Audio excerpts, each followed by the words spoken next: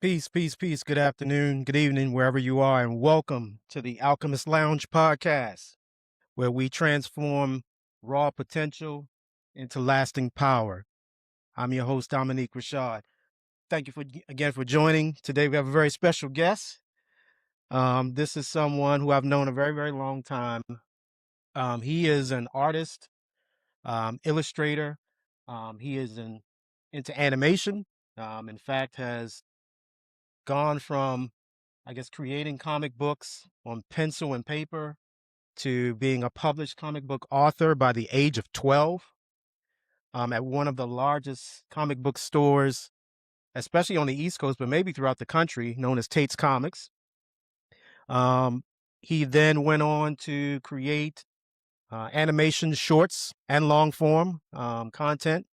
You can find him all over Instagram, Threads, wherever else you find TikTok, right? YouTube. YouTube.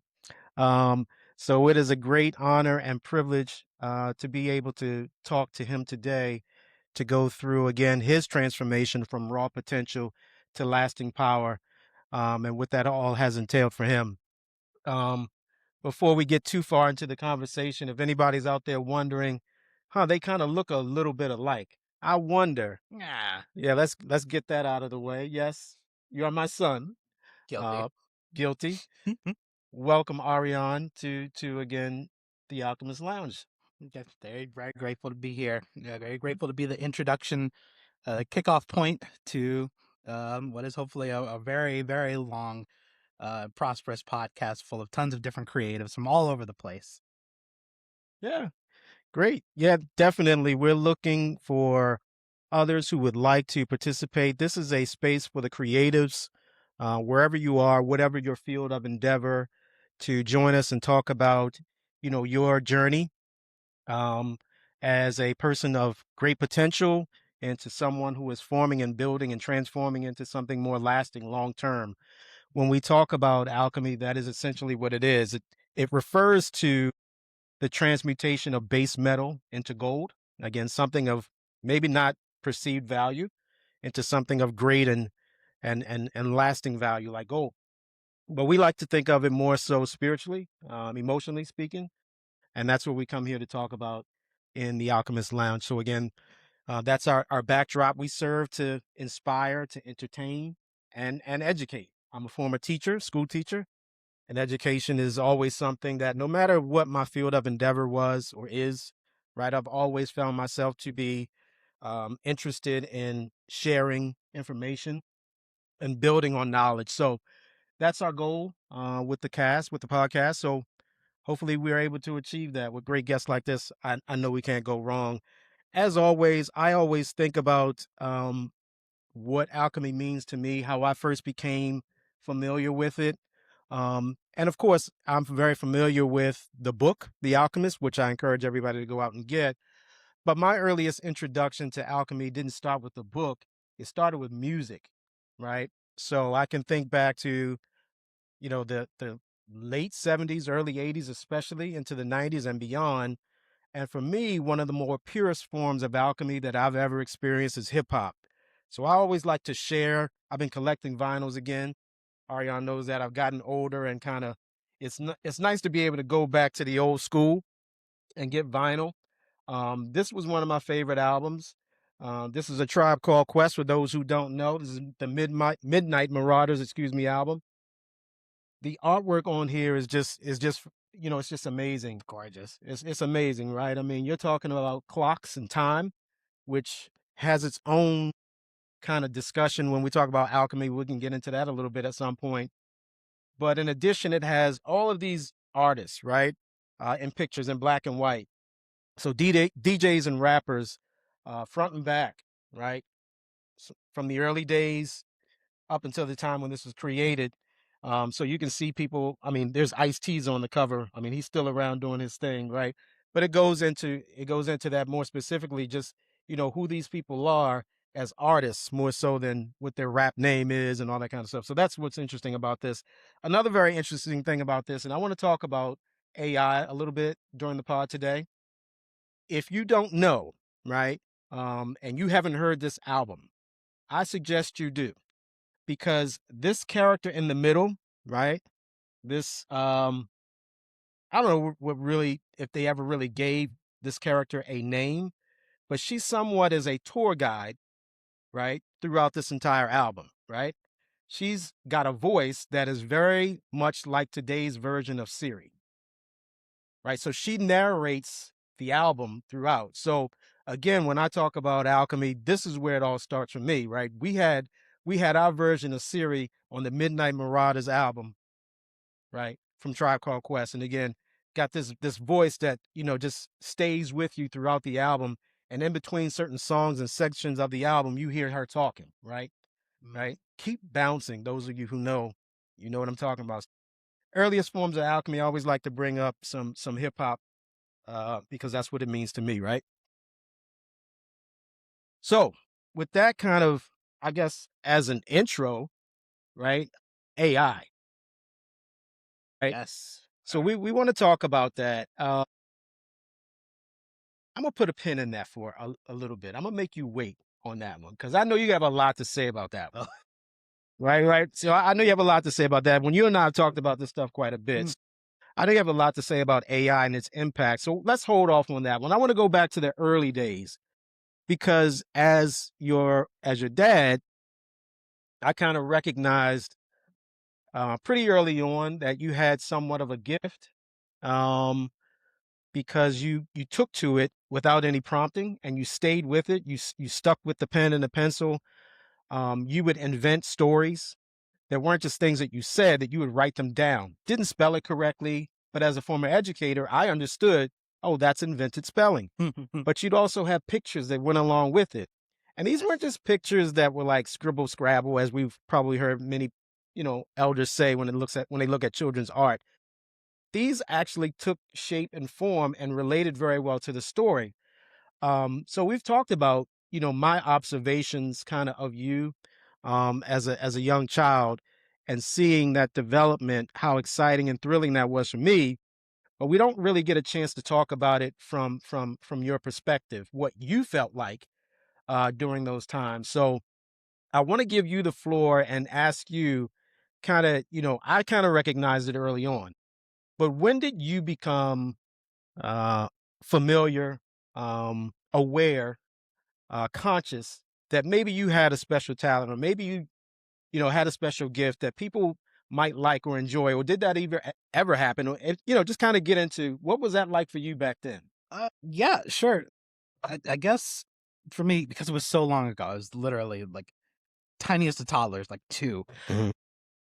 It was, I think it was primarily a combination of things. Chalk it up primarily to just simple, pure childlike imagination first and foremost. I feel like we're all embedded with that at the earliest of ages. As we're constantly forming and trying to figure the world out, it's natural that we're gonna think of the possibilities in our minds, even the things that are seemingly impossible. Mhm.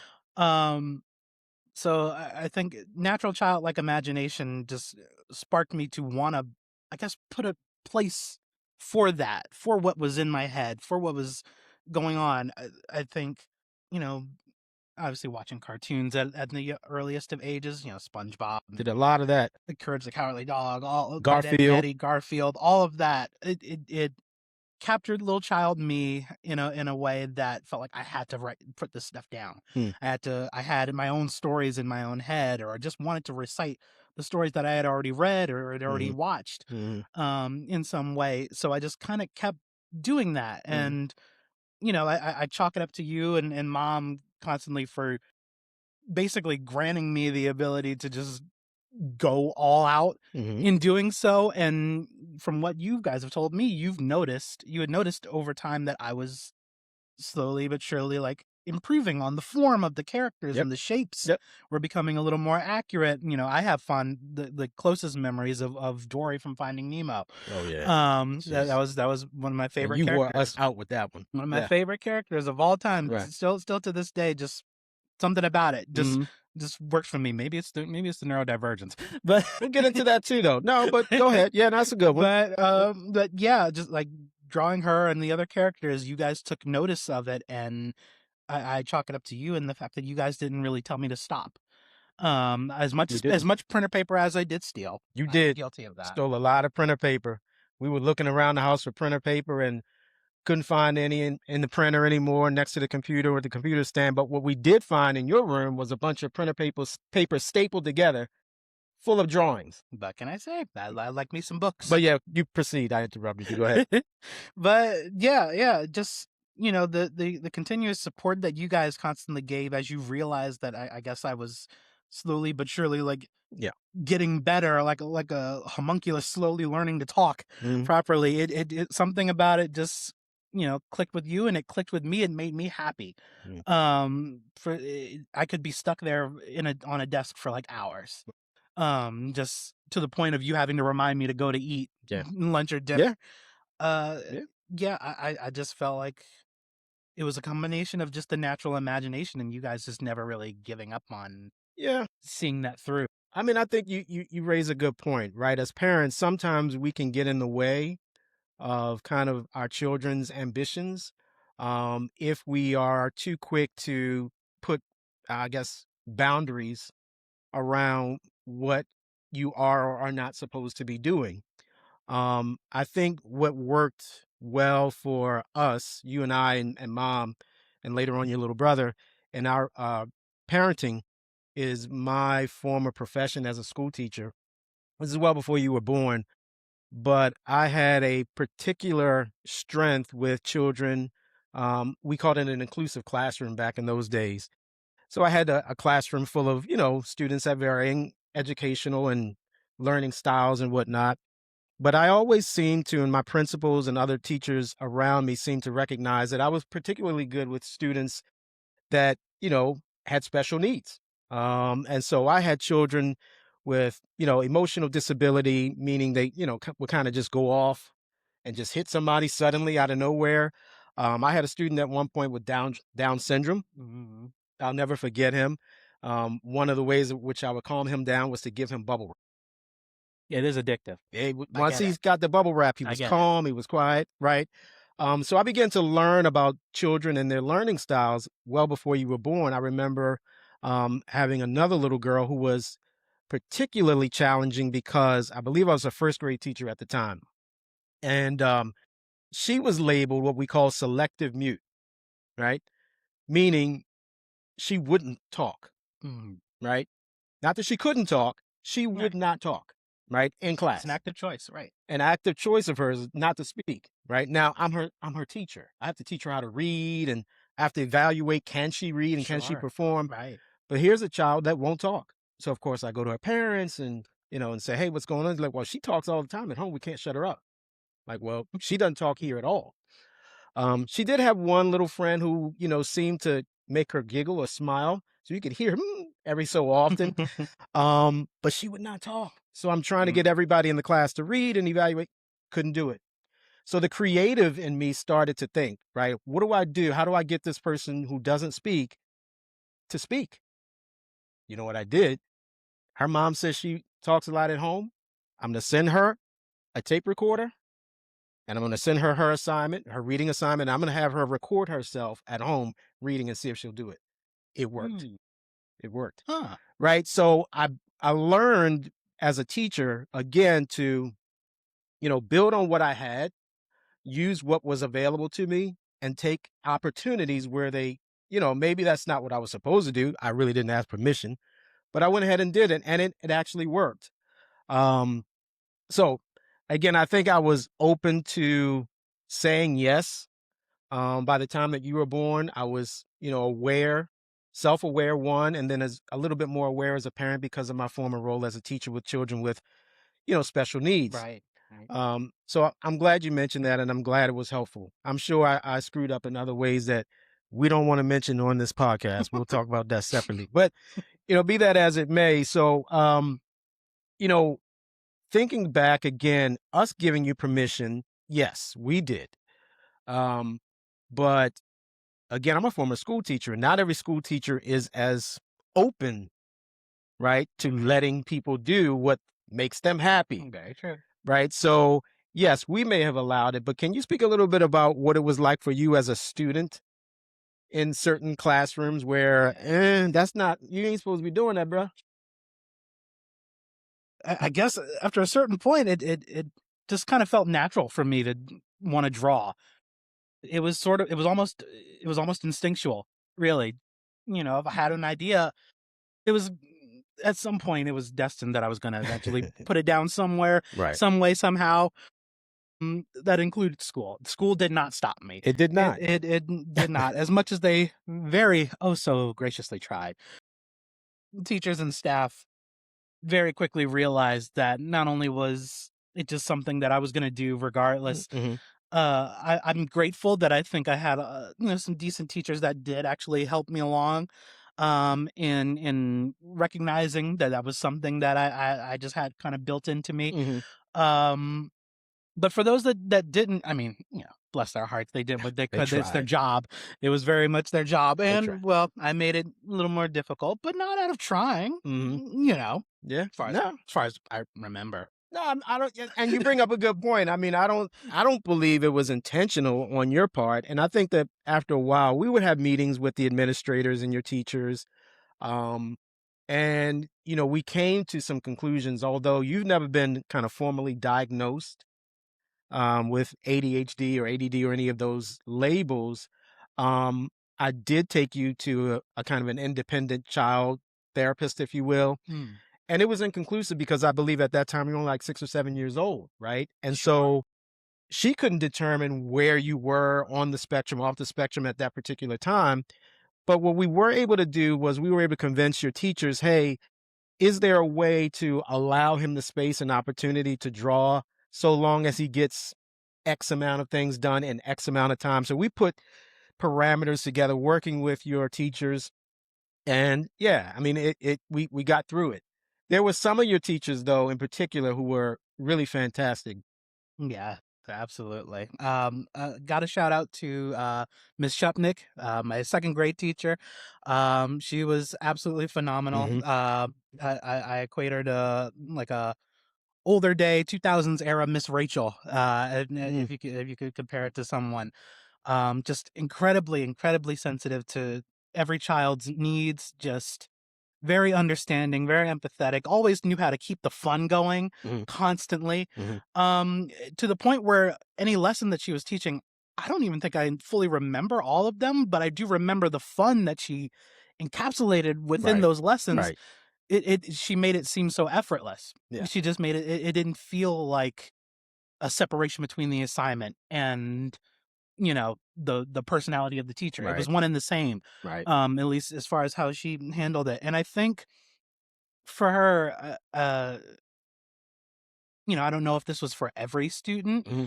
but she knew how to kind of give a pleasure our reward sensors within our brain, whenever we had done, a good job on an assignment, or if we had ever, if we just for asking questions. She was very, very good at just making sure that we asked questions and didn't feel like stupid or dumb Yeah, about yeah. asking them, to the point where she always had like a little jar full of candy, and she would reach into that often to give other students it. But even afterwards, for me, like even after I graduated, Hmm. uh, she always told me like, "Oh, be sure to come back on Friday. I'll let you take a Yep. treat out." I don't know if this was like ever exclusively me or anything of that sort, but she always made sure, just like every Friday, Hmm. I could come down to the class, or even if she was in the middle of teaching or something, Hmm. and just grab a candy. And she was just incredibly sweet, incredibly encouraging, and she knew exactly the kind of person I was, to the point where even years later she was still asking me to draw her. Right, right, right, right. Oh, that's um, great. That's great. That's great. I know. I remember Mr. White.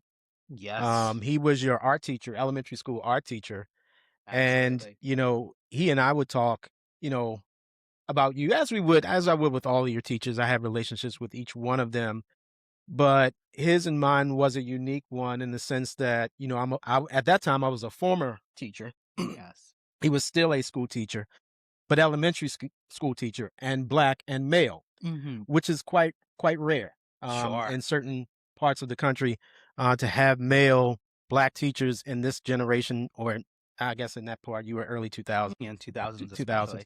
but it was very rare. And he was not just gifted as an educator, but he understood, you in ways that, he and I could kind of, wink, wink, nudge, nudge. We get it. Right. Right. Very much So so. he was very much Mhm. I thought a caretaker, but I know that there were assignments that Mr. White gave you and said, you guys are supposed to do this, this, this, and this. And you ended up doing the fuck, bruh. That's all right. Right. That's where you supposed to be like Guilty, but I think win, win, win. hey, You know what I mean? I And you think it still going was left. I Right. think it was art was like the safe space, Mhm. right? So I think art was in a weird way, it was almost like in a way, it was almost I almost saw it as like a superpower. It was the one thing that everybody in school highlighted as if they couldn't do, Mhm. even though I never personally believed that. Right. I've always had the belief like, oh no, Yeah, you can you do always it said too. that. Yeah. You can do it too. Like it was always that thing of like, oh, I can't draw. I can only draw a stick figure. That's still drawing. Still That's art. still Yeah. a person. That is You've you always said created that. a person. Yeah. You know what I mean? Yeah. Don't belittle yourself. Do you know how many stick figure games are on like the app store like at all times? Yeah. That's and they make bank. And they make bank. Yeah. So that's art. That's Yeah, still the art. algorithm got me. I don't know what art or artist it is, but there's a group of reels on Instagram right now that I cannot get enough of, and they're stick figures and they're Tons. animated stick figures. But yeah, Tons. I know tons of YouTubers that are like the same thing. But yeah, yeah, like I had always that was always my freedom space. That was always my space of freedom. That was always my space of comfort, Mhm. of just boundless creativity and boundless agency. I think that's why politicians don't like artists very much, if I'm being honest. Okay. Speaking back to the Huh? AI Yeah. thing, Well, but we'll get there. Yeah, yeah, no, but yeah, I think it's that level of freedom of that level of agency of self discovery that was wholesomely my own. So I think whenever even teachers at the to with the best of intentions, they'd have an assignment for me. I could see the assignment, like, yes, okay, hmm yes, I hmm see the assignment, but can I do a little bit of an Arion mix? So it sounds like it was always what they said, but what they didn't say. Yeah, It's always been you could that put that. way with you in terms of artistic freedom. Yes, you said this, but what you didn't tell me was Right, you didn't you say I didn't say I couldn't do it couldn't this way. draw SpongeBob That's what it always on was. a math test That's exactly at what it this always time. You was. didn't say I couldn't, right? Is that Exactly what it was. It was that thing of like, okay, the assignment said, "Do this," but you didn't say, right? "I couldn't Right. draw Sonic the Hedgehog in Right. there." Right. Right. I Right. rest my case. Rest my And case. at the end of the day, I didn't get a bad grade. It was exactly what The they hell you asked didn't? Yes, you did get a bad grade. I remember. Not always. No, not always. You didn't always get a most bad of the grade. time. Yeah, I most of the time. remember especially Yeah. high school, you know, most art students, this. They never want you to draw anime or anything cartoonish. They Right. want you to highlight specifically, the realism of the human face and body more than anything else. But if they don't say it in the front of an assignment, Right. what Very are you gonna explicit. do to a cartoon? What when a cartoonist wants to do that? What do you think is gonna happen? Never. Point. It I was get always it. that thing of like, I would do the assignment. It'd be a little toonier than what they expected, but it wasn't wrong inherently. So I remember specifically, I was being chewed out because it wasn't exact. It was supposed to be about like contour shading or something like that, Mm-hmm. and we were like Mm-hmm. making buildings or whatever have you. But I made it a very lively, colorful Looney Tunes esque casino Right. like place. It wasn't inherently wrong because I still followed the principles. So I got it like an A minus. It Right. was an A Right. minus. Right. But I still technically Listen, got it. you still technically didn't follow the assignment as the criteria stated, but you did it in such a way that was so well done. I think the teachers could not help but say, well, he still killed it. This looks amazing. It just didn't follow all the rules on the rubric that You you're didn't supposed say to I follow. couldn't You can do say I those couldn't do it. things. Very well, understood. So I wanna talk about kind of, that a little bit more in terms of, and it's not defiance. And I think you and I've had conversations about defiance, and that's not a word that I like using, nor is it a word that you like to hear. But sometimes, for lack of a better understanding or clarity about children and adults as well, who are the new word that you've explained to me, neurodivergent, is that we think they are undisciplined, um, maybe even lazy, procrastinators, all of these different terms, right? Lack discipline, all that Not different, living up to their not living up to their potential. potential, all that kind of stuff, which we'll get into. I got a quote I want to get your thoughts on. But yeah, I mean, again, you were never formally diagnosed with anything. I think a lot of times what we misunderstand about the creatives, especially those who are neurodivergent or on the spectrum, is that they can't do these other things because they don't try or they don't care. And it just, Pretty true. before we get into, just talk about how that makes someone Sure. Yeah. creatively feel when you hear those types of terms. Yeah. I mean, from my experience, I don't think it couldn't be further from the truth. Hmm. I'm someone who, even when it's things I don't like, Hmm. I'm gonna try my best to put whatever my version of my 100% of it Yeah. into whatever it Yep. is. I always try to put my 100% into things. Even at its most torturous, Hmm. emotionally or mentally or even physically. Right. I even when it came to math, gosh, I cannot tell you how much I hate math. Yeah, I can tell you. But He I hated still, math. but my brain, the wheels in my head were still turning.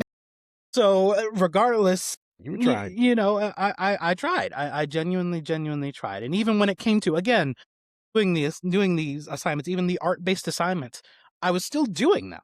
Hmm. You just never said I couldn't do it like this. Hmm. I didn't know there was a rule book that specifically barred this kind of expression from this. It's like how when you do a math problem and you get it right, but the Hmm. methods in which you chose to go about it Yeah. were not the methods Right. that that was Right. the base of the subject. 100%. Yep. You still did it, Hmm. but Yeah. it wasn't the way they intended. With art, I always felt like there are barely any rules. So, fundamentals maybe yes, but Sure. rules to art that just never really made sense Yeah. to me. So I felt like that was my own boundless space. So whenever it came to something else, Hmm.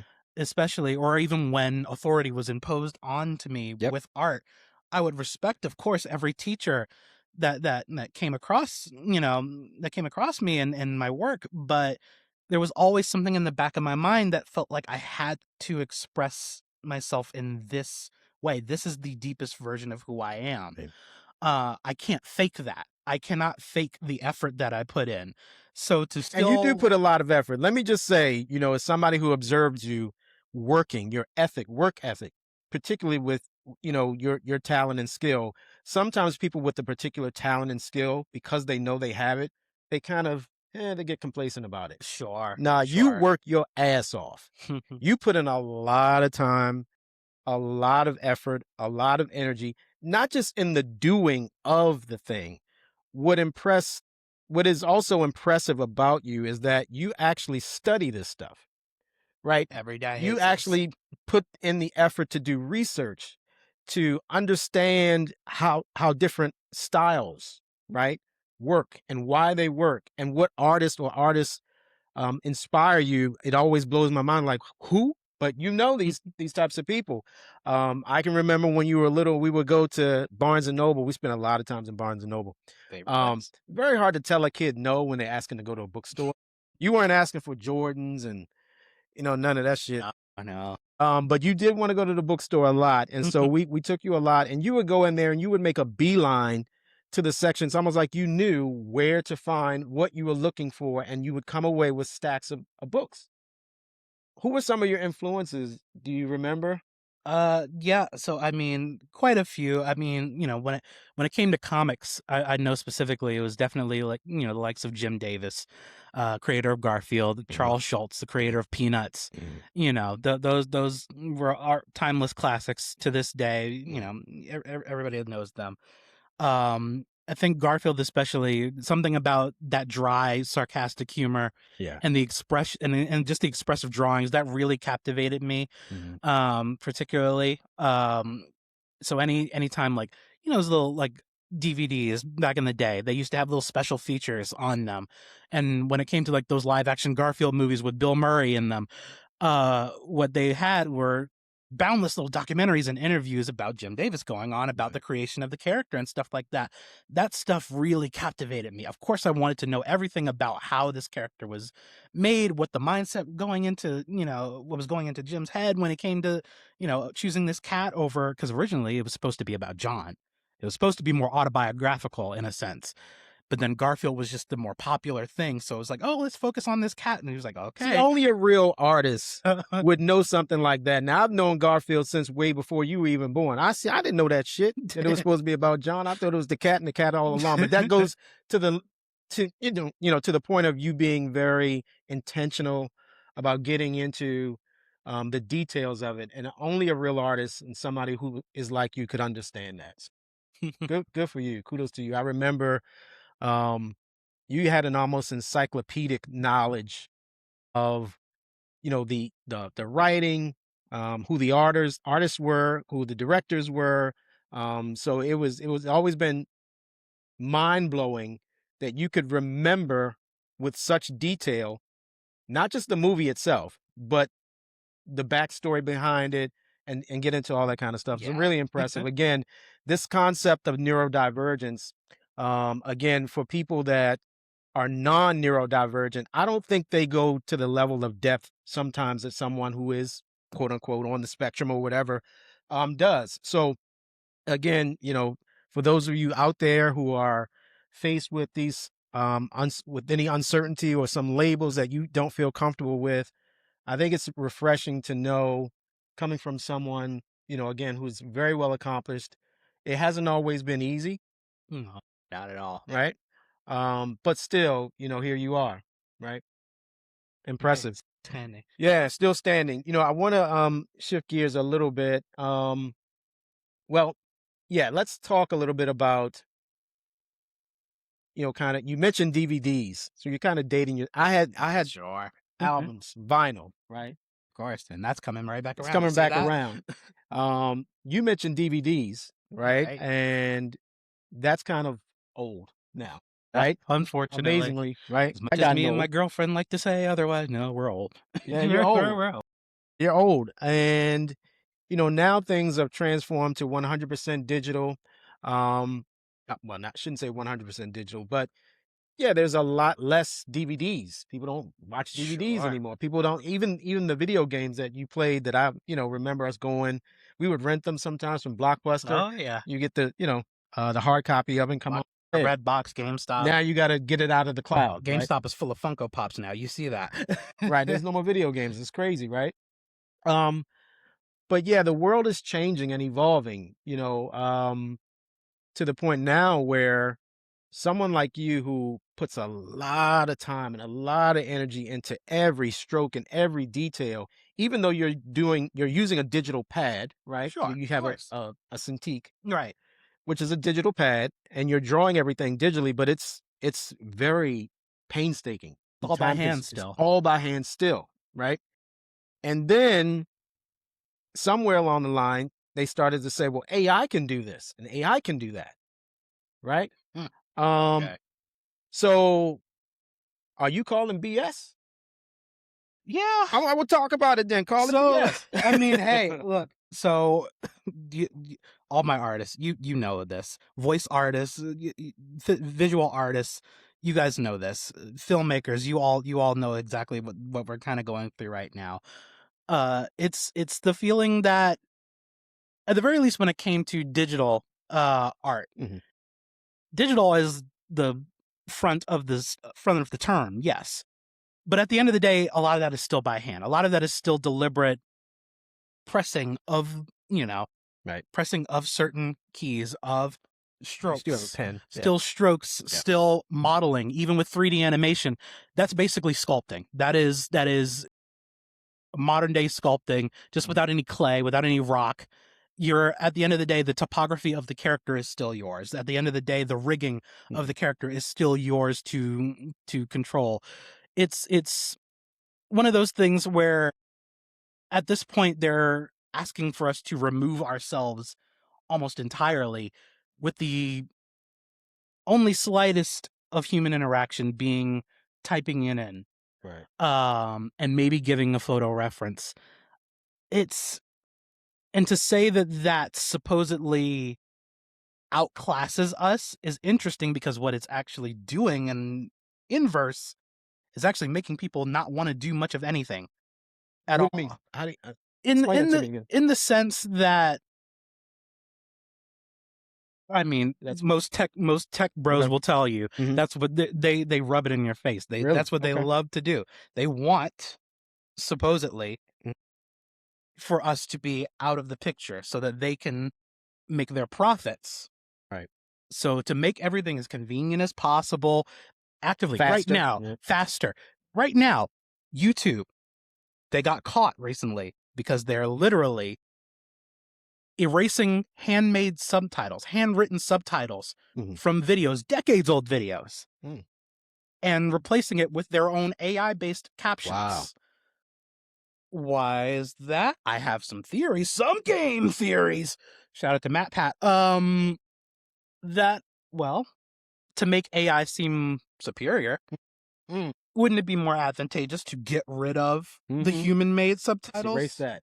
Yeah. Act like that never existed. So Yeah. all the specialty, people would add little extra special annotations in there if a character was speaking a different language or something like that. Mm. Sometimes the subtitles would be a little joke in and of themselves. If you Right. turn the subtitles onto a video on YouTube, sometimes deliberately as a joke, the subtitles would not actually be what the character was saying. And that was an extra layer of Mm. intimacy, of creative intimacy Right. that I think AI at the moment, at the very least, just isn't grasping. Yeah, I mean, that's a very intentional thing that the artist is doing. Deliberate, Deliberate. very deliberate. Right. Right. Wow. So I Okay. think at this current point in time, I see what the tech giants are trying to do, and it would be admirable if there wasn't such a feeling of needing to outclass. Mm. What about when it's a tool to help, to Right. push forward? Right. We want to do our job. We artists love Yeah. what we do.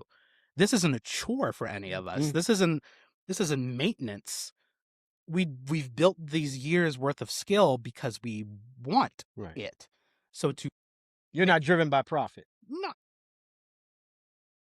I said it. I said it. so Sorry, that hey, is my son. I do look, have these conversations with him. I didn't mean to interrupt. Go for it. look. You're not driven by profit where At the end of the day, I think, unfortunately, the cynical aspect of it, the reason why it's not a tool Mhm. to actually help us Mhm. is simply due to that fact. At the moment, the Mhm. people currently in charge are not thinking about it in a way of let's actually help Right. people. Right. This is solely at this current point in Yeah. time, at this current stage in capitalism, it is about profit. Mm. Until it becomes about helping people, you see what's going on right now. The job market's a mess Yeah. because they're That's true. actively trying to kick people out in the idea that eventually robots will do all of this, but they still don't say anything about universal basic income. Notice that. Keep an eye on that. So hey, look, I would love to be Well, proven wrong. no, but I would let's love to. okay. So let me ask you this, right? As an art, to your point, right? A lot of it's driven by efficiency and being able to, you know, make a profit. Uh, how do we do things better, quote unquote, better, faster, less, fluff? We take a lot of things away, and we're able to move and make progress towards our end goal, right? And a lot of the folks who are making those kinds of decisions aren't necessarily the people who could be beneficial, The the artists. actual artists.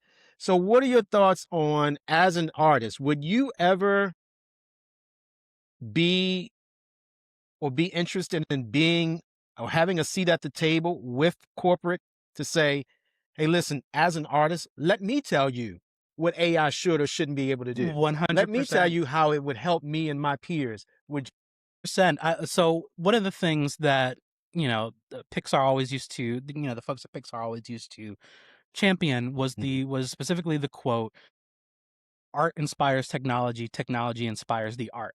Mhm. They acknowledged from a very early on, and this was a company that Steve Jobs helped, you know, Right. put on the map. By the way, that you cannot take the human element out of technology, because otherwise, what is technology going to do other than copy a very vague understanding of what humanity and that human soul is? Mhm. I feel like a lot of on the technical end, they're not really thinking about that. They're not really thinking that soul is even a tangible thing, Mm. because it's not comprised of a lot of little beep boops and cogs. Right. You know what I mean? Right. There's a feeling there that when you ignore, we can see it. There's a term, the term slop, the word slop Mhm. defined a lot of 2015, because that was specifically what a lot of my generation and even younger were looking towards AI and defining it as. Seeing our feeds flooded with nothing but AI related things, to the point where we can't even trust bunnies jumping on a trampoline anymore. That seemed like slop to us. It's slop. Right. At the moment, what is it doing for us culturally Mhm. that is actively pushing humanity forward in a way that's beneficial? We already know about the environmental risks. These data centers are literally draining the water. I feel like if artists had more of a seat at the table, Mhm. we would do what we could to probably find more eco-friendly solutions. I'm pretty certain Mhm. these data centers don't need that much power. They don't need the entire power of New York City just to generate Okay. one image Hear that. I hear that. of Mario hitting the gritty. Like, okay, video game modders can do that anyway. Right.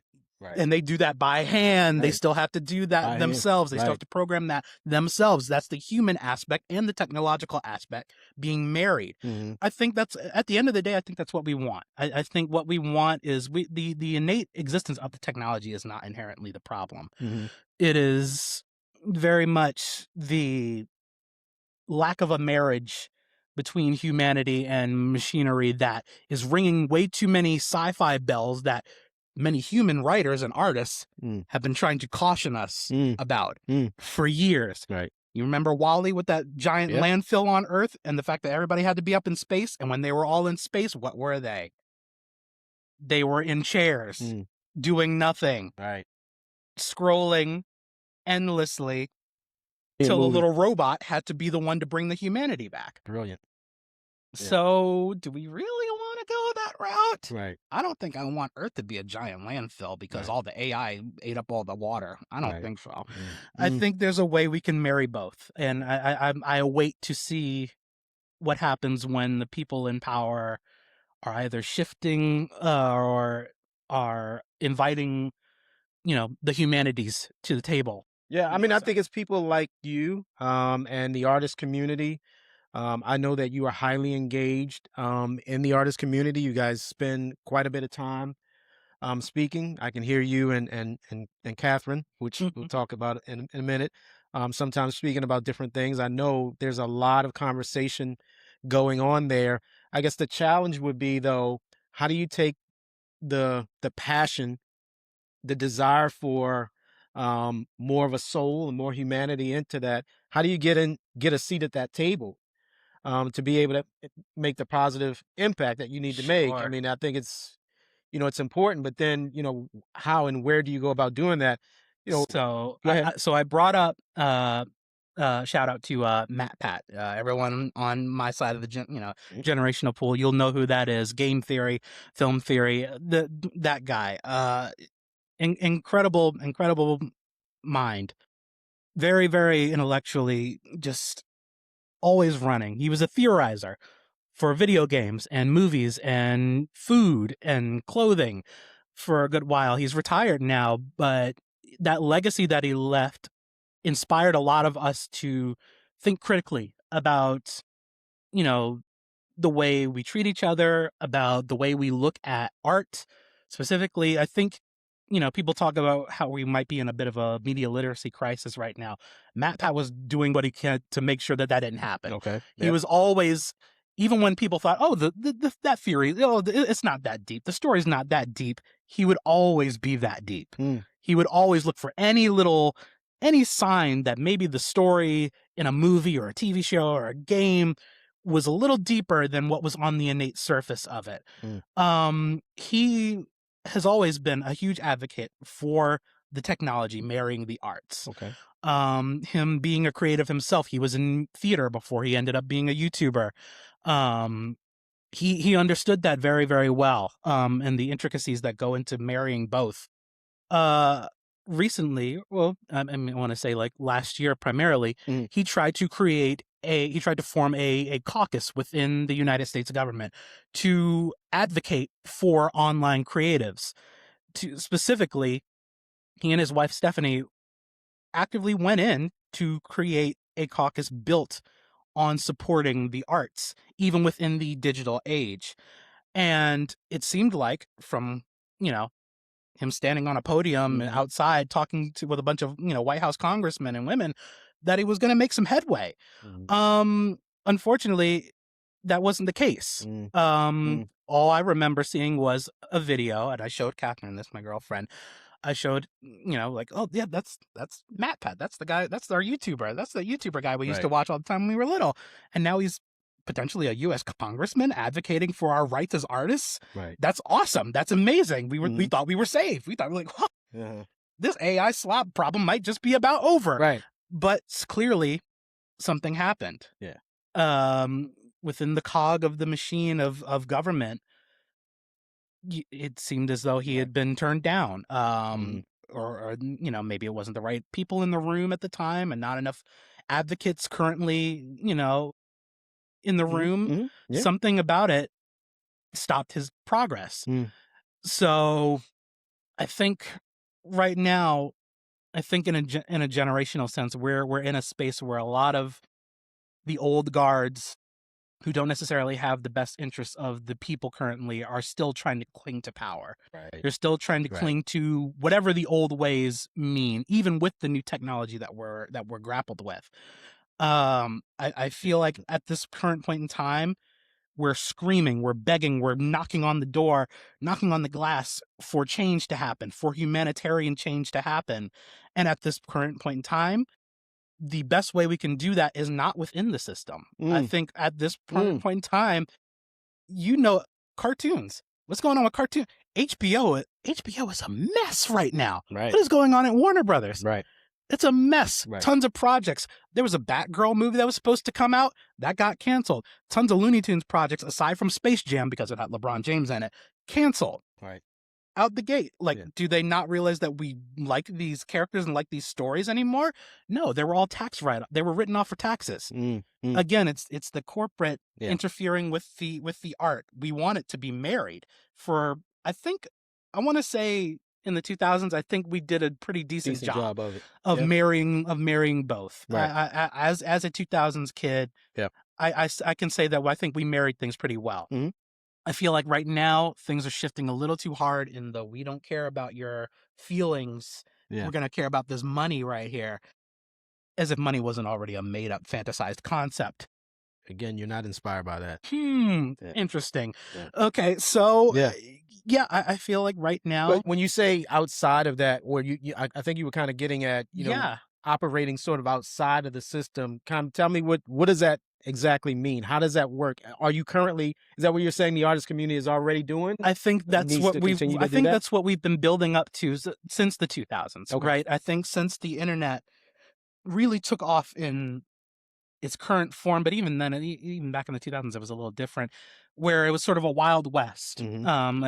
as we called it. We called the 2000s the wild west of YouTube, the wild west of the internet, because everyone was just making websites, Yeah. and all those websites were really personalized, geared towards whoever the creator of the website, Yeah. specifically wanted. Yep. It felt more artistically open. It Mhm. felt more, I get as that. as of right now, we're stuck primarily within the social media apps.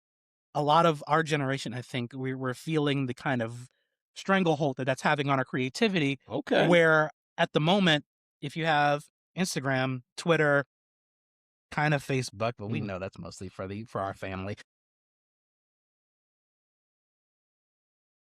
That's enough. TikTok and all the the interfaces are fine. They do a decent Sure. job of Sure. inspiring a level of creativity, but not as much as those custom made websites. Right. We just don't really have a lot of those anymore. A lot of them literally have been wiped out. That's why a lot of us would say we're in internet version 2.0, Hmm. as it were, or web 2.0, Hmm. as it were. The 2000s was web 1.0 or something like that. But yeah, I think we've been building slowly these independently made systems. We have some custom websites like newgrounds.com that literally birth indie talent, indie art, It's about indie town. indie, Right. all So not the independent. big corporate, you know, HBOs and et cetera and so on and so forth. Not in the So mega. you're not driving towards that as a final state where your art can be seen as it may, At this at point, back in the day, no. maybe that's Yeah, maybe what you wanted, but no longer. yeah. At this point, not at this current moment. No, Hmm. not Hmm. at this current moment. No. And if things continue to go down the route that they're going, maybe never. Right, right, Especially when we know that we have the tools. We right, right, have the right. tools And the talent, and the talent, the the skill, raw the potential. drive. Right, right.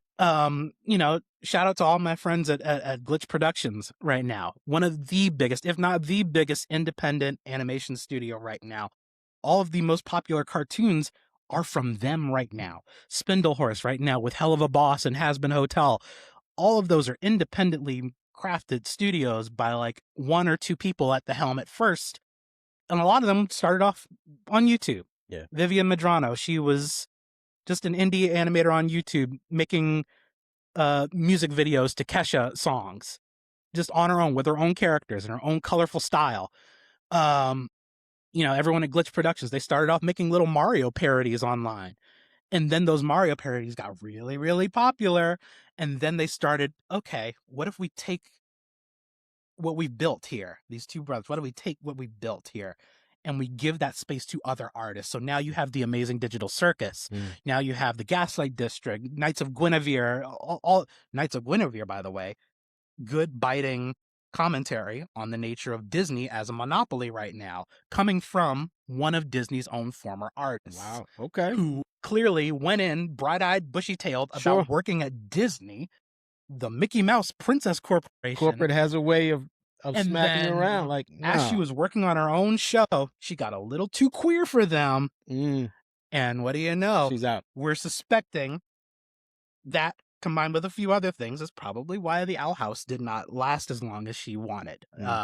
So now here she is, independently creating her own little middle finger to Disney, Right. by making a story about a Disney princess trying to break out of her own system, Right.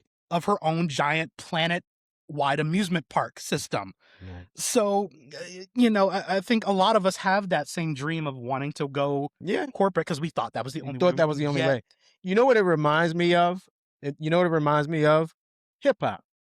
Very much so. Hip hop in its early days, in its early stages, before rappers were making any money. I mean, the music was from the community where they grew up. And it was for the communities where they grew up. Even the music videos, if you watch the music videos from the 80s and 90s, even into the early 2000s, there was no, sign that people were making money. The videos were filmed pretty much where they grew up, in the neighborhoods where they Homes, right really. in front of their homes, right?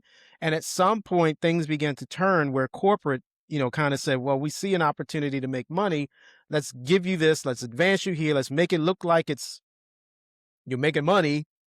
And then all of a sudden, music starts to lose its soul, at least from an old head's perspective on hip hop.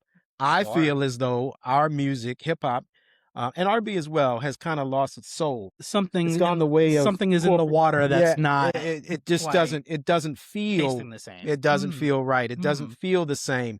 It doesn't move me the same way that it used to.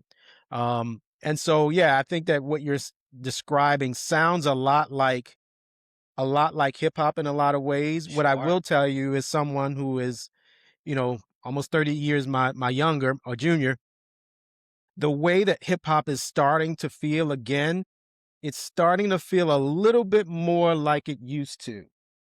Doechii. Yeah, there are people who are pushing the culture forward, like Kendrick, like Doechii. There are others out there, but at the same time, there's a certain texture to it.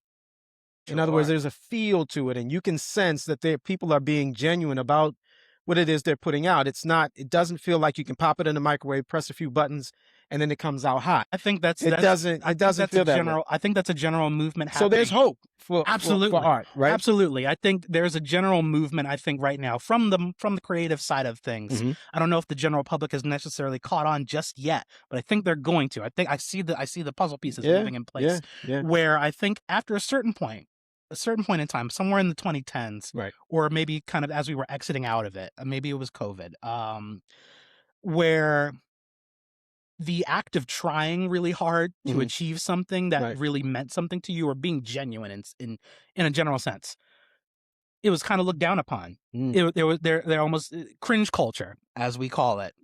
Cringe culture. Just the act of like, ugh, why are you trying too hard? You're doing Right. too much. Right. Stop doing too Right. much. Like, it's not that deep. It's not that deep. It's not that deep. That's the thing that keeps getting said all the time. Right. All the time. And many people have pointed out the it's not that deepism of art Mm. has leaked into the rest of society, I feel like. Right. To where if the curtains are just blue, the curtains are just blue. Right. There's no deeper significance to the curtains being blue. Right. The curtains are just blue. Stop thinking too hard. And I saw a lady on the reels came up the other day. She described it really well. She said everybody needs to unclench their butt cheeks. Very much so. Like, I feel damn. like That make a lot of sense. Our butt cheeks are a little too thick. a lot of Gen Z and even Gen X remember Vine. You remember Vine, right? A lot of us remember Vine. That was a lot of grown adults with jobs and mortgages being the goofiest possible theater kids they could ever hope to be, and they were having fun. It was funny. It entertained not only them, but it entertained us as children, and entertained, even the elderly. There were elderly people on Vine just doing whatever, those little 6-second shorts. That was fun. Yeah. That was like pure raw. I raw. think 2010's internet, especially 2010's internet culture, I think because they didn't have a lot of the corporate strangleholds that we have now, it wasn't exactly the Wild West of the internet in the 2000s, but it was kind of its own version of it. It was like its own modern pseudo version of it, where you had stuff like Annoying Orange, and you had Now that shit really was annoying though. Your little brother loved it, but that got on my damn nerves. Of course. Okay, anyway, but that was the point, and people loved it for that. Right. The creator, she's still going to this day. That was the point, to be annoying. And it was great. Still going to this day. We call it a lot of our generation, we call it the lull random era of the internet and of pop culture, where a lot of I think the way the creativity came out of us was seemingly very random. Where stories would just things would just happen to characters. Right. And just kind of seemed like an acid trip. I remember specifically when Adventure Time, which was a 2010 show, got really popular and became literally the face of Cartoon Network. No one could stop talking about how weird that was. Everyone's arms were all noodly. It looked like stick figures. A lot of the characters are very noodly and very stick figure-like, just little dots for eyes and mouths. It was so simple. Right. It flew in the face of what people thought quality animation and quality art was at the time.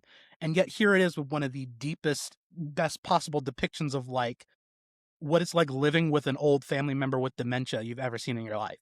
Like it was so emotionally impactful, despite its visual simplicity and its trippiness, that sure, the surface of it was lulled so random, seemingly. But there was still heart there. There was still a sincerity there that if you just gave it time to sit, you would see there was genuine art everywhere still. I think we as nostalgia turns back around, we're getting kind of nostalgic for that again. Yeah, I think that, again, as somebody who's your senior, I'm telling you, the time will come back around and corporate America will come begging, like, help us. Right. They did during COVID.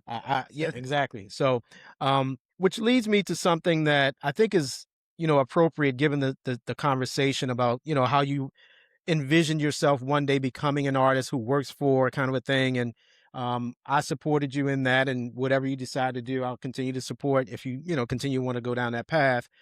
But I think something that I've learned over the years, myself personally, and continue to learn, but you and your brother really helped me with as well. I want to read to you a quote, and the quote is from the author of the book The Alchemist, Paulo Coelho. So The Alchemist, again, is one of my favorite books, and really the basis for which, I named my clothing brand as well as this podcast. And I want to read you this and I want to get your thoughts on it, right? Because I Mm, think it's appropriate. He said, maybe the journey isn't so much about becoming anything. mm. Maybe it's about unbecoming everything that isn't really you, so you can be who you were and do and who you were and do that in the first who you are Meant to. today, excuse me, and be in the first place. What are your thoughts on that unbecoming versus becoming?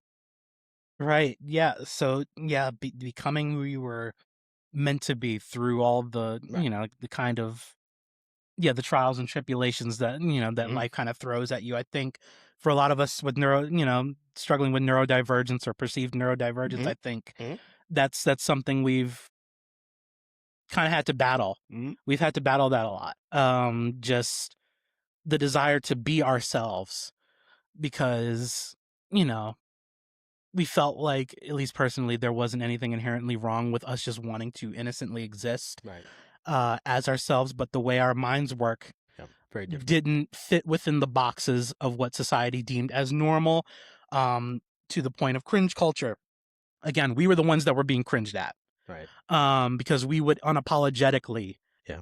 very bluntly, just be our most authentic selves, even if that meant we would fall on our face sometimes, even if that meant, things didn't come out, perfect. We still persisted. We still, kept going. But I think, as you get older, it can be very easy to want to fit in Yeah. so much. And when you want to fit in really badly, because we're pack animals, Sure. we feel as though we need to sacrifice and give up so much of Yeah. ourselves, uh, just to exist within a space where we won't get harassed And or honestly, bullied. man, I think that's how corporate America is able to infiltrate and get you, right? It Because does. they know you want to be, and they say, "Well, here's." And I think I think a lot of our Yep. generation and the generation below are Mhm. realizing that, and they're not taking it. I know there's this thing called, like, there was this thing called the Gen Z stare that a lot of older folk were noticing within us, in like Mm. corporate spaces. I've heard of it. The Gen Z stare, which is Yeah. basically just an apathetic stare Right. that doesn't really give off any sort of receivers saying like, "Oh, I'm hearing what you're saying," or anything like that. No, we hear what you're saying. We're just doing the exact bare Yeah, what you're saying is "fuck minimum. you." That's what the look is. You are not paying Right, me enough right, to care. right, right, right, I cannot afford a house. right, right, My right. parents could have been able to use this money that I have with this paycheck, Sure. and we would have been good by now. Right. But I can barely even afford an apartment, and you want me to You want care me this to much care. about a Yeah. job? Mhm. I'm gonna stare at you like I'm a horror I get character it. I get it. waiting to strike at you. Now it makes It's sense, not that bro. I actually want to, but man, I don't need to act like I care The Gen Z right now. stare. The Gen Okay, Z stare. You know sure. what? You looked at me like that one. No, I'm just kidding. No, you didn't. No, he didn't. No, he didn't. Now I know what it's all about. But You gave me the Gen Z stare. No, I'm just kidding. it's flying us having no choice but to realize we've realized the systems Yeah. that have been put in place. We've seen how jobs have made you guys unhappy. We've Sure. seen how it's made, other adults a little, lower in age than you, Hmm. Look, have man, I made spent unhappy. a career becoming, Right. And how levels and much levels and time. levels, and how much time and energy I put into And it. I think Gen Z, I think Uh, a lot of what yeah, Gen Z feels yeah, societally right now, yeah, yeah. socially, there's a desire to, there's a huge fear that's jokingly fearful, but also not jokingly fearful of becoming the age of 30. Like the age of 30 like once you're, heck, being like late 20s, like me right now, the youngest of us will call you unc or aunt or auntie at this point, because there's such a desire to, especially with, thanks to social media and showing us that you can be very successful at Sure. a very young age, very instantly, if you tick the right creative boxes. We're seeing how success can be achieved at a much earlier rate, and we're seeing how our parents and how our grandparents and Hmm. aunts and uncles had to spend so long becoming themselves. They eventually became themselves, yes, became something, but maybe not themselves, to Maybe be not quite frank. I quite. mean, Sure. that's why I said I learned a lot from you and your brother watching you guys.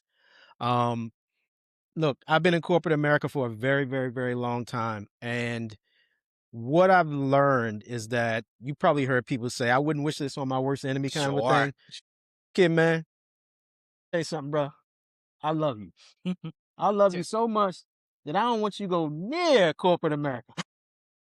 If you can help it, look, Thank goodness for the not indie art boom right yeah, now. man, do your thing. People I've angry. done it, and listen, I have no regrets for anything that I've done.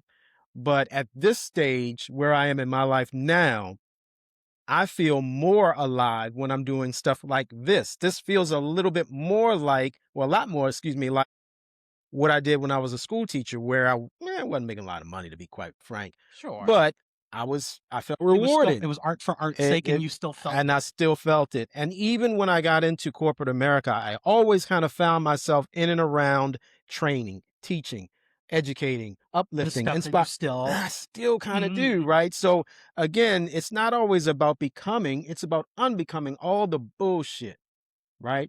That has gotten you somewhat off course.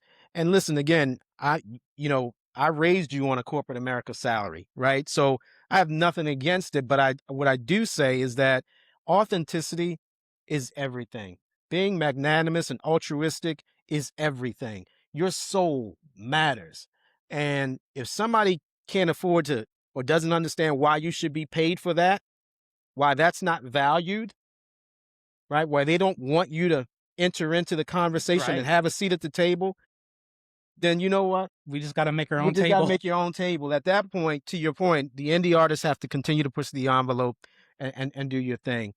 Um, with that, I do want to ask about some of the things that you're working on now. I know we talked about it. You started out stapling paper together, writing and drawing comics and things like that. You eventually started creating your own characters, got published at 12 in a comic book store.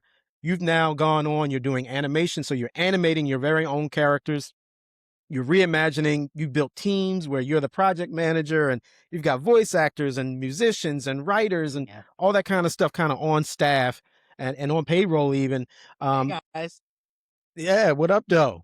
So yeah, I want to talk about coming to kind of some of the projects that you're working on now with your partner. Share with the audience what you're doing. Yeah, sure. So, to continue again, the brilliant talk of all the incredible indies Mhm. that have come out. Everyone has been so inspiring.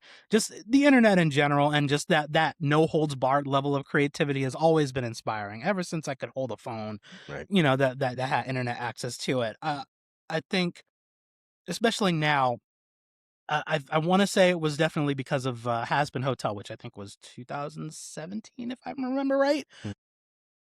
that I think a switch really kind of kicked off in my brain. Like, that was that was like a 30-40 minute animated pilot that now has a giant Amazon series with season 2 already done, season 3 and 4 on the way.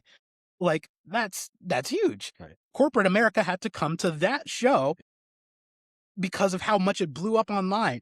That was incredible. Yeah. And sure, the idea of like being, joining corporate, Mhm. because of your indie efforts is one thing, but then there are a lot of people that just aren't doing that. Some people are just staying put, so much so that, again, other companies are coming to them and being like, "Hey, we love your show. Can we air it Right. or premiere it on our streaming service?" Amazing Digital Circus is on Netflix, but they still have complete and total creative Yeah, I control. mean, if you own the licensing aspect of it, yeah, they can put it on, but you own it still. At the end of the day, It's your Gooseworks IP. still Yeah, owns yeah, yeah. Digital Circus. Right. Everyone Yeah, all the that's indie fine. voice actors, they're not a part of a union inherently, or any agency, and inherently. Some of them are, but not everyone is, and they Awesome. still have that creative right. Awesome. So I think all of that inspired me and my girlfriend so much that I think it was only natural. Like, okay, I mean, I was just waiting for a Yeah. good while. I was waiting for like what my idea was, and I had tried with things like web comics. That's also another Mhm. independent Yep. industry. Right now, I know things have been a little rocky with things like Webtoon and the like, but I think it's still thriving in its own way. Um, I think that's where Alice in Blankland comes from. Alice in Blankland is our own little infusion of Catherine's love for 80s culture and memorabilia and film, Yeah. and both of our collective obsession with animation Hmm. and this weird fascination that we found in the midst of the COVID pandemic, the liminal space aesthetic that was born solely out of the fact that when we were all locked inside, anytime we would even remotely attempt to go out, or even if we weren't going out, sometimes if we were just looking at the news, Hmm. we would see just how empty all of these supposedly public spaces were. Malls Yeah. were darn near completely empty. Yeah. Uh, Places like playgrounds or ponds or lakes where people would be huddled around, animals are completely taking that stuff over. Right. Nature, like, reclaiming Give me my itself, shit back. basically wanting their stuff back, and Yeah. there's no humans involved, even though there were human-made structures Mhm. everywhere. Yeah. It's the equivalent of like being in school in non-school hours. Mm. And when the operations of school Everybody's aren't gone. happening, Parking there's lot's a empty. weird creepiness and an eeriness because in the back of your mind, there's supposed to be people here. Right. There's supposed to be children Should be. walking around the hall. It's supposed to be teachers. Like, there's supposed to be noise bouncing off here, but it's not there. It's a dead space now. all of It's a sudden. dead space, or a liminal space, as the term has been coined, which is basically defined by like transitional. It's supposed to define transitional spaces, like a hallway, a school hallway, for instance, Alchemy. like alchemy, a place, something that Plug. something Go that ahead. kind of, sort of, Yeah. It's nothing. but can be made into something at Something. the same time Yeah. by its mere lack of existence. It's weird. Nobody understands it. Why is it this way? It's not supposed to be this way. Right. The rules of reality, I think, shifted when COVID happened. Because it felt like what we saw in these zombie movies and these Right. zombie video games all the time. It felt like The Last of Us. Yeah. That's what it looked like. That's what it felt like. It felt like a zombie apocalypse where the zombies ran the area and there's like no activity going on. So I think there was a mysticism and a drive to explore that in a way that felt very dreamlike. What better dreamlike analogy or story to tell that with than Alice in Wonderland, which Right. was the most fantastical thing an author could possibly think of to entertain a little girl. So instead of a wonderland, using this liminal space became a blank a land. blank land. So of it's a sorts, canvas to build. where anything is Wow. possible because there's literally nothing there. Wow. So that idea alone, it inspired us so much. There was the backrooms trend that came from a little picture of like an empty little office space in Wisconsin somewhere that was completely pitch yellow. The walls had some like patterns on there, sure, but there was no one in that picture. It was like a series of little hallways and little corridors. And people on 4chan mysticize that place. Like, if you're not careful and you clip out of reality, you'll end up in the back rooms. Yeah. God save you if you heard something nearby, because it sure as hell heard you. That encapsulated us so much that an indie creator by the name of Kane Parsons, or Kane Pixels on YouTube, made an entire series about the backrooms liminal space phenomenon. And it got so popular, it got so big, and this guy was like, what, like 16? Wow. When he was making that? When he started? Creativity doesn't have an age. And now this year he's making a movie about that same concept. An entire horror movie by A24 about that same concept. Wow. So again, another example of the indie space influencing the rest of pop culture because they need us. They need you. AI, let me tell you something. If AI was really all that, right, and was so bent on saying art is irrelevant, why do you need us so bad to train your data centers? That's it. Why do you need us so badly? That's it. If you can do all this stuff without us, what happens when we unplug? You don't want to know what happens when we unplug, do you? I'm telling you. Better get you some vinyl albums, okay? Get you some vinyl, go off the grid. No, but realistically, absolutely, if you're not feeding the knowledge into the engine, our humanity, what happens to it? Our humanity, they still need you. Absolutely. They need us. So as much as AI is threatening, at the end of the day, it needs you. It absolutely It, does. it does, It right? can't escape It it. can't escape you, It was right? human made in the first place, and it still needs us, even as though it acts as if it doesn't. So you've got Allison Blankland that you are working on. Any time frame when the So folks can current, expect to see it? yeah. How So things going? currently, we're working on the pilot episode right now. It's a little 5 minute short, just kind of getting you, accustomed to who the characters are as they're in a mall. This is all set in the 80s, right? So it's, the mall was the public space. You can attest to that. Yep. It was the space where teenagers would just go. That was their playground Mhm. when playgrounds felt a little too immature for them Absolutely. at the time. Mhm. So it's centered on that mall, and them just kind of living their lives there.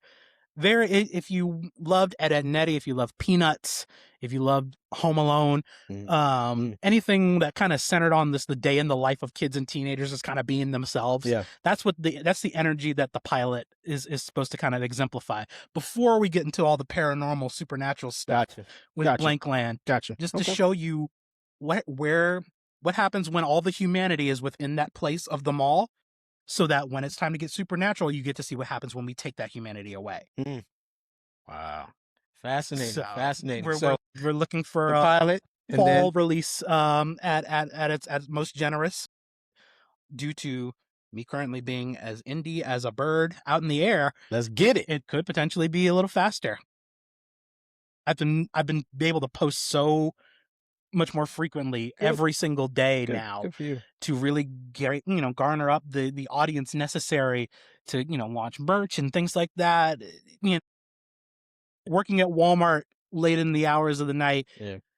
you try your best, You did. but I tried my best, but like, whew, that was a struggle. That was a struggle. Um, Yeah. You even got freedom now. the freedom. It's Yeah. it's that freedom, and Yeah. and it was the freedom was in my grasp. I knew it was possible that I could get to that point of success. I just needed the room. Yeah. I just needed the leg room. Yeah. I know I You have needed the what room. Yeah. it takes for all, you see these guys, you see Queso, you see ISO Speed, you see Kai Cenat, all these streamers. They're not inherently animators or anything. Some of them are just playing video games or whatever have you. Some of them are just very hyperactive, very considerate, energetic people touring the world right now as we speak. Um, Yeah. and they're just and they're making a name for themselves. They're sharing. No corporate backing required. Right. They have little bodyguards and things like that because things can get dangerous. Like, Speed needs his people. But other than that, Right. he's good. He's set. He's golden. Good. Uh, Good. I know it's within our grasp. I know it's possible. So I'm very excited to just be able to continue going forward. Well, I'm very proud of you. I'm excited for you and your team. Shout out to the team that's working on Allison Blankland together. Great work, guys. Keep up the great work. Um, you know, when when it's all said and done, or not even when it's all said and done, just kind of share with the folks how can they find you, where can they see you, regardless of what the time frame, where can they see you right now? What platforms and et cetera Right. can the people find you? So, it's back to, we're sharing progress on the show basically every day at this point, whether that be through little shorts just to kind of get the marketing out there, or little details on the characters, little previews of what the pilot looks like and how it's shaping up. You can find me basically in most places on the internet. I have my YouTube channel, at Arion Mitunes, ARION MIITOONS. That's on youtube.com. There's also TikTok, Okay. same name. Twitter, I'm not calling it X, for now anyway. I also have a Blue Sky. That's where a lot of artists are kind of huddling to get away from the muskrat right now, so to speak. So Instagram is Arion Rashad. Basically anywhere. I try my best to make sure that I'm in as many places as you guys can find me. You can literally just Google me. Just Google my name, Arion Mitunes or Mitunes. You will find me. I'm there. I'm everywhere. Right. You know what? Before we go, I want to call attention to this shirt. Yeah. Right. So you got on this shirt. It's Got a got shirt. yeah. So this is your work, right? So Right this is here. your merch, My right? merch.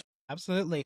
all original design by me. Mhm, You can find my Redbubble store, saying, Arion Me Tunes, or just Me Tunes, mhm, at Redbubble. I and they have can tons order of shirts. custom designs.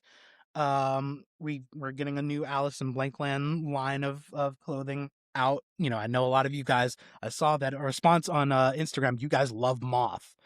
Which is very happy for me and a lot of our teammates. Milky Melodies, the person who voices her, she grew up as a alt British black girl, Mm, in her youth, and she to know that that many people relate to that. A lot of black girls relate to being alt mm. punk goth girls like that. It meant a lot. We're gonna have a lot of her and a lot of the Cheshire Cat. A lot of you guys like him. Shout out to Michael Kovac. Hey, dude. Yeah. We've got tons of stuff cooking, and can't wait to show you more. Man, I'm a little choked up right now. I'm glad I didn't stop you from drawing. How about that? Good stuff. Good stuff. So listen, hey, look, if anything that you heard today during the Alchemist Lounge resonated with you, if you felt at all inspired by anything that you heard from Arion today as an artist, as a creator, please, please, please do not keep it to yourself. Please subscribe to the channel. Please like us and follow us, and share. Tell somebody about this interview so that they can also get a taste of what not only he's working on, but the mind of the creative, right? And listen, if you're open and you'd like an opportunity to maybe you want to be a part of the show at some day, look, we can make it happen, right? We can make it happen. So again, if it inspired you, it resonated you with you at any point today, share it. Don't keep it to yourself, okay? With that, this has been the Alchemist Lounge, where we transform raw potential into lasting power. I'm your host, Dominique Rashad. Thank you for listening.